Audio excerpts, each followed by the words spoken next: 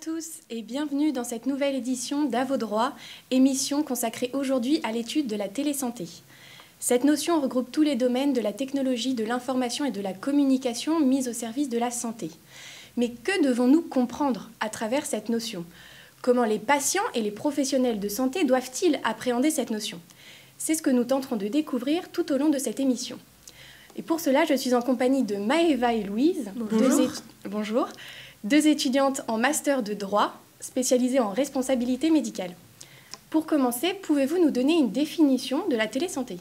Alors, la télésanté, elle est définie par le ministère de la Santé et de la Prévention comme regroupant l'ensemble des activités, comme le soin et la consultation par exemple, exercées entre des professionnels de santé et leurs patients grâce au numérique.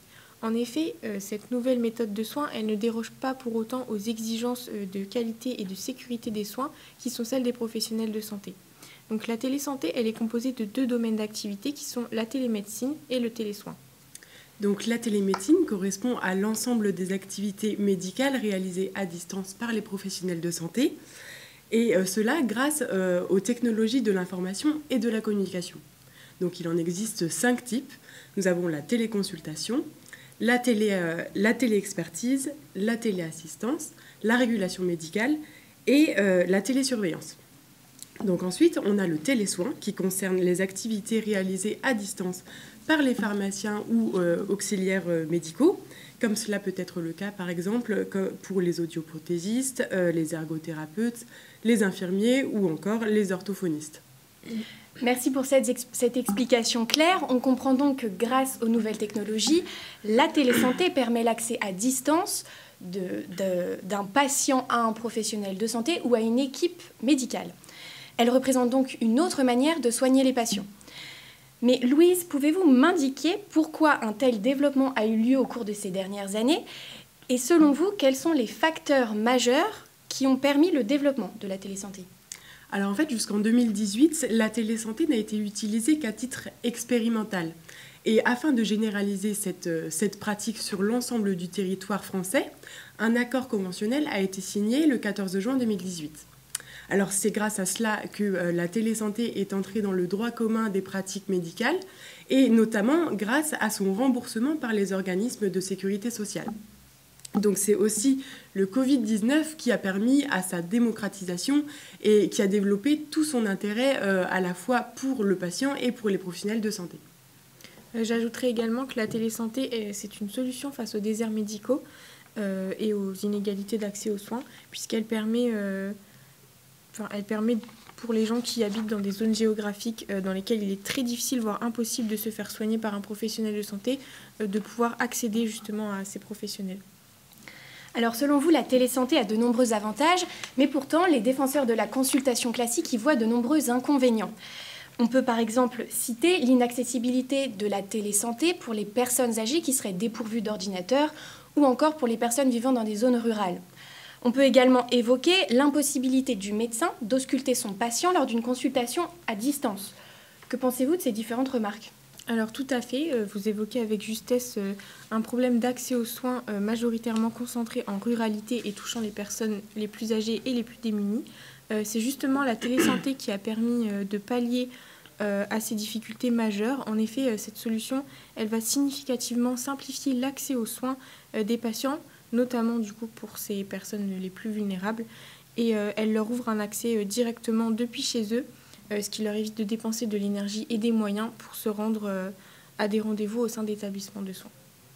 J'ajouterais que de plus, au regard de l'évolution des maladies, en fait, la télésanté apparaît comme la solution la plus adaptée pour améliorer le parcours de soins des patients, et cela notamment à travers, par exemple, la téléexpertise qui va permettre aux patients de pouvoir avoir un avis d'un médecin spécialisé beaucoup plus rapidement que dans une consultation classique. Mais cela passe aussi à travers, par exemple, la télésurveillance qui va permettre d'habiliter le patient de transmettre directement ses données de santé à son médecin traitant. Donc en fait, de façon générale, la télésanté va résoudre les problèmes majeurs liés à l'inaccessibilité des soins et cela constitue aussi une solution satisfaisante quant à la prise en charge des patients détenus. Alors, d'après ce que vous nous dites, la télésanté pourrait être une solution afin de pallier aux difficultés que rencontre notre système de santé actuel. Cependant, les droits fondamentaux du patient sont-ils respectés ? En effet, on voit que le rapport entre les malades et les médecins tend à s'équilibrer. Le patient qui aspire à davantage d'autonomie et à une meilleure information voit ses droits se renforcer, et ce, notamment grâce à diverses lois. Tout à fait. Alors le Code de la santé publique prévoit l'ensemble des droits fondamentaux garantis aux patients dans le cadre de l'activité de soins. Donc il est normal de se demander si ces droits fondamentaux sont également garantis dans le cadre des activités de télésanté. Donc en ce qui concerne le consentement du patient, celui-ci doit être libre et éclairé. Donc qu'est-ce que ça veut dire ? Alors en fait, l'information qui a été donnée au patient doit avoir été claire, c'est-à-dire qu'elle doit avoir été facile à comprendre. Ensuite, elle doit avoir été loyale, donc honnête. Et enfin, elle doit avoir été appropriée, c'est-à-dire qu'elle doit avoir été adaptée à la personne à qui le professionnel de santé va s'adresser. Donc c'est grâce à toutes ces informations, comme vous l'avez dit, que le patient deviendra acteur de sa santé et pourra prendre les décisions le concernant. Donc en conclusion, l'information du médecin doit porter à la fois sur l'acte réalisé, sur le procédé de télésanté utilisé, mais aussi quant à ses garanties. Et comme pour une consultation classique, bien sûr, le patient pourra à tout moment retirer son consentement. Il peut également refuser un acte médical ou encore refuser tout traitement. Et bien sûr également, lorsqu'il y a une prescription dans le cadre d'un acte de télésanté, celui-ci sera inscrit dans le dossier médical du patient, qui est bien sûr un outil essentiel de traçabilité des actes médicaux. De plus, concernant le secret médical, il s'applique à tous les professionnels de santé ayant accès au dossier du patient, qu'il s'agisse de l'obtention du dossier, de sa circulation ou encore d'un échange de données concernant le patient entre les professionnels.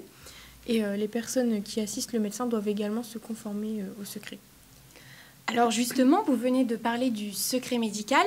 En 2022, le centre hospitalier sud-francilien de Corbeil-Essonnes a été victime d'une cyberattaque, bloquant le système informatique de l'établissement et volant plus de 1,5 million de données privées et médicales de soignants, d'agents hospitaliers, mais également de patients. Comment la protection des données est-elle assurée dans le cadre de la télésanté ? Alors pour commencer, une donnée personnelle, c'est une information susceptible de permettre d'identifier directement ou indirectement une personne physique.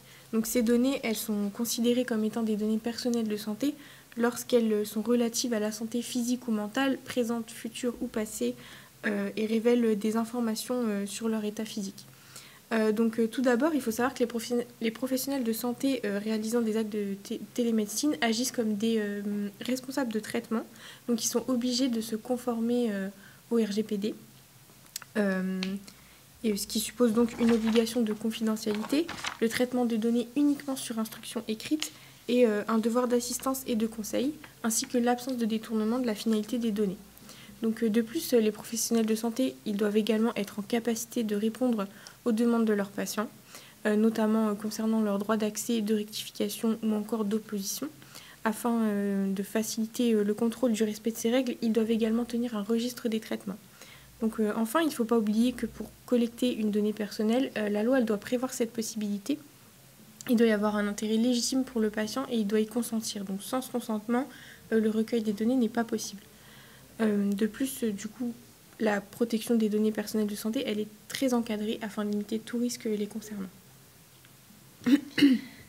Alors, juridiquement, la télésanté pose de nombreuses questions et notamment celle de la responsabilité du médecin utilisant ce service. Qu'en pensez-vous ? Alors effectivement, la responsabilité du professionnel médical vis-à-vis des outils nécessaires à la réalisation d'un acte de télésanté sera nécessairement différente d'une consultation classique. Alors, en effet, le professionnel médical va devoir connaître l'utilisation, le maniement et les limites des technologies qu'il va mettre en œuvre afin de réaliser des actes de télésanté. Donc de même il va pouvoir faire appel, en cas de besoin, bien sûr, à un tiers compétent dans l'utilisation de ces technologies afin de prendre en charge le patient. Donc pour cela, il peut faire appel à des tiers technologiques qui lui fourniront le matériel dont la fiabilité et la sécurité seront compatibles avec les règles du Code de la santé publique. Et ce sont ces tiers qui seront responsables de la maintenance de ces outils technologiques. Enfin, en cas de dommages causés aux patients et liés directement à un dysfonctionnement du matériel de télésanté, ce sont les professionnels médicaux impliqués dans les actes de télémédecine ou les établissements de santé, dans le cas où les professionnels médicaux sont des salariés, qui engageront leur responsabilité en absence de faute. Cependant, ils auront toutefois la possibilité de recourir à une action récursoire à l'encontre du tiers technologique concerné, et cela pour manquement aux obligations prévues au sein du contrat qui les lie. Alors, il y a quand même encore des inquiétudes qui persistent de la part du grand public. Qu'en pensez-vous? Et pensez-vous que la télésanté est un réel avenir aujourd'hui en France? Donc, le Covid et l'émergence des nouvelles technologies ont fortement contribué à accélérer et renforcer les usages des Français en matière de e-santé. En effet, ils sont désormais 24% à avoir déjà eu une téléconsultation avec un médecin, soit 4 fois plus qu'en 2019.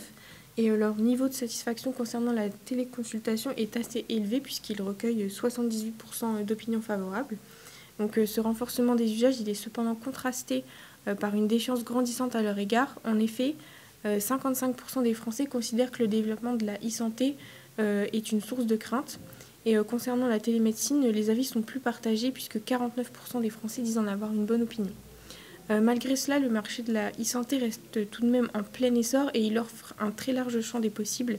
Et la technologie, elle est en passe de transformer la médecine de demain et notre rapport à celle-ci. Le droit devra donc aussi progresser dans ce domaine afin d'accompagner au mieux les Français pour renforcer leur confiance dans ces innovations. Très bien, merci à vous pour votre participation à notre émission et à très vite sur le plateau d'À vos droits.